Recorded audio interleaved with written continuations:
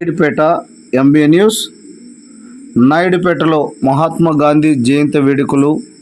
తిరుపతి జిల్లా నాయుడుపేట మున్సిపాలిటీ పరిధిలో ఉన్న గాంధీ మందిరం పార్కు నందు మహాత్మా గాంధీ విగ్రహానికి ఎమ్మెల్యే నిలవల విజయశ్రీ పూలమాల వేసి ఘనంగా నివాళులు అర్పించారు. అనంతరం నిలవల విజయశ్రీ మాట్లాడుతూ స్వతంత్ర సమర యోధుల్లో మహాత్మా గాంధీ పేరు చిరస్థాయిగా నిలిచిపోతుందన్నారు. అంతేకాకుండా అహింస మార్గం ద్వారా స్వతంత్రం సంపాదించవచ్చని సాటి చెప్పారని ఆమె అన్నారు. ఈ కార్యక్రమంలో సూలూరుపేట నియోజకవర్గం తెలుగుదేశం పార్టీ నిలవల సుబ్రహ్మణ్యం, గంగాప్రసాద్, కుబేరుమణి, భారీ సంఖ్యలో టీడీపీ శ్రేణులు, నాయకులు పాల్గొన్నారు.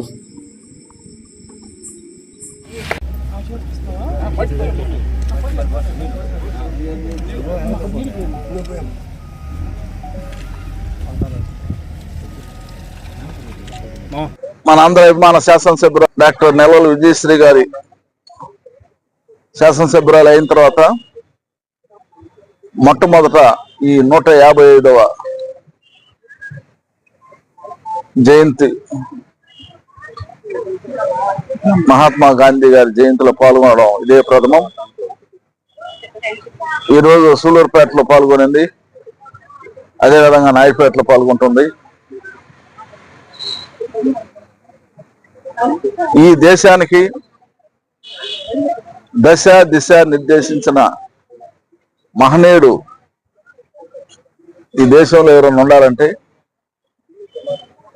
వాళ్ళు ప్రథముడు డాక్టర్ బిఆర్ అంబేద్కర్ గారు, రెండో వ్యక్తి జాతిపిత మహాత్మా గాంధీ గారు అని చెప్పని మనం చెప్పుకోక తప్పదు. మరి ఆనాడు తెల్లదొరలు భారతదేశాన్ని పరిపాలిస్తుంటే ఎంతో మంది సిపాయి తిరుగుబాటు 1857 నుంచి ప్రారంభమైన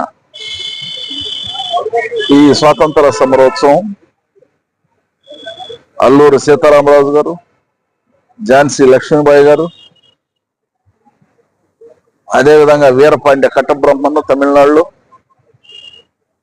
అందరూ కూడా భారతదేశ స్వాతంత్రం కోసం పోరాడిన వ్యక్తులే.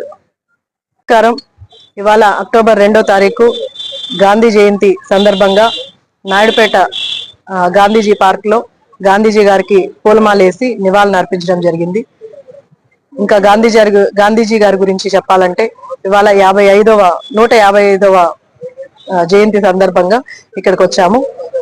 గాంధీజీ గారి గురించి చెప్పాలంటే మన దేశం కోసం, స్వాతంత్రం కోసం ఎంతో మంది పోరాడారు. అందులో అగ్రగణ్యులు మన గాంధీజీ గారు. ఎంతో మంది హింసా మార్గాన్ని ఎన్నుకొని స్వాతంత్రం కోసం పోరాడడం జరిగింది. కానీ అహింసతో కూడా స్వాతంత్రం సాధించవచ్చు అని చాటి చెప్పిన మహాత్ముడు మన మహాత్మా గాంధీ గారు.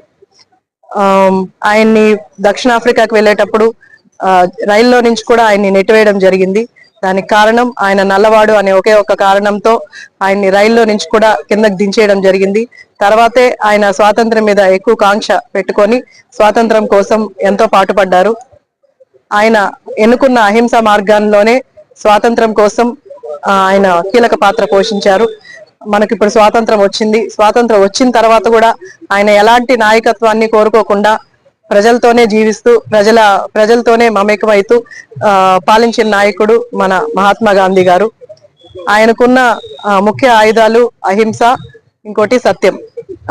ఆయన ముఖ్యంగా చేసింది క్విట్ ఇండియా అండ్ ఉప్పు సత్యాగ్రహంలో ఆయన ముఖ్య పాత్ర పోషించి వాటిని ముందుకి నడిపిస్తూ ఆయన ఎన్నుకున్న అహింస మార్గంలోనే ముందుకెళ్లారు. కాబట్టి నేను కోరుకున్నది ఈ నియోజకవర్గ ప్రజలు కూడా అహింసతోనే, హింస లేకుండా ప్రశాంతంగా జీవిస్తూ ఎలాంటి గొడవలు లేకుండా నియోజకవర్గం ఆయన చెప్పిన మాటల్ని మనం ముందుకు తీసుకెళ్తూ ఆయన బాటలోనే నడుస్తూ ఆయన చెప్పిన చెడు చూడకు, చెడు మాట్లాడకు, చెడు వినకు అన్న నినాదాలని కూడా మనం ముందుకు తీసుకెళ్తూ చెడు ఎక్కడ జరిగినా మనం స్పందించి నాయకులే కాదు నియోజకవర్గంలో ప్రజలు కూడా చెడు ఎక్కడైనా జరిగినా దానికి స్పందించి నాయకుల దృష్టికి తీసుకొచ్చి హింసని ఆపాలని మనస్ఫూర్తిగా కోరుకుంటూ అందరికీ గాంధీ జయంతి అలాగే లాలూ బహదూర్ శాస్త్రి జయంతి గారి శుభాకాంక్షలు తెలియజేస్తుంది.